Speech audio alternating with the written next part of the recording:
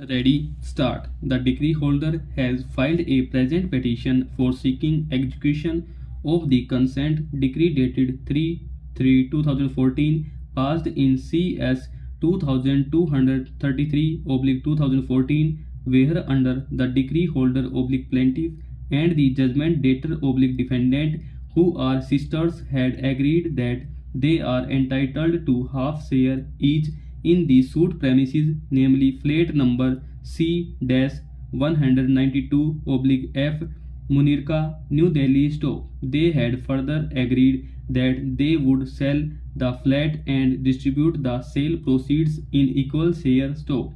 On the last date of hearing, it was noticed that after the final decree for partition by sale of the flat was passed, the parties had agreed to submit themselves to mediation, but the mediation did not result in a settlement stanza.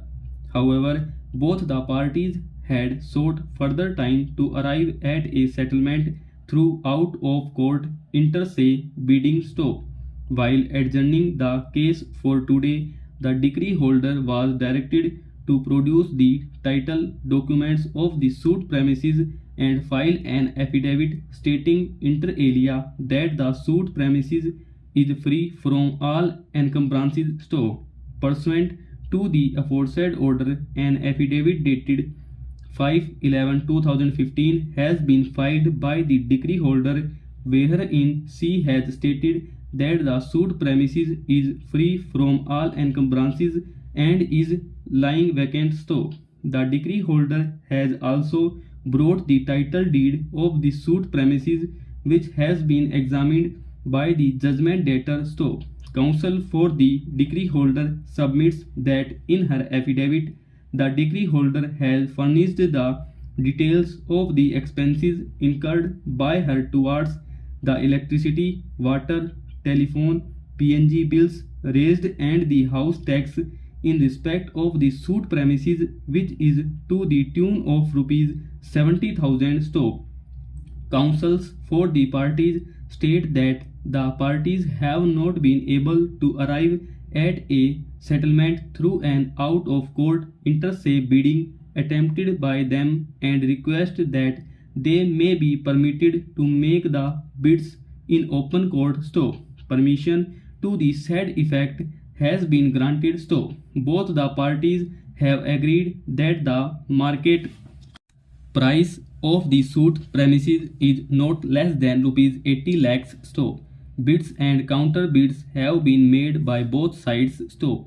The highest bid has been made by the judgment debtor for a sum of rupees 88 lakhs store. The decree holder is agreeable to sell her half undivided share in the suit premises in favor of the judgment debtor at 50% of the said bid, which is acceptable to the other side store. However, the timeline of 4 months sought by the judgment debtor for making the payment of rupees 44 lakhs to the decree holder is not acceptable to her store. Counsel for the judgment debtor has instead offered to pay a sum of rupees 44 lakhs to the decree holder for her half undivided share in the suit premises within 2 months from today, that is on or before 17/1/2016 store.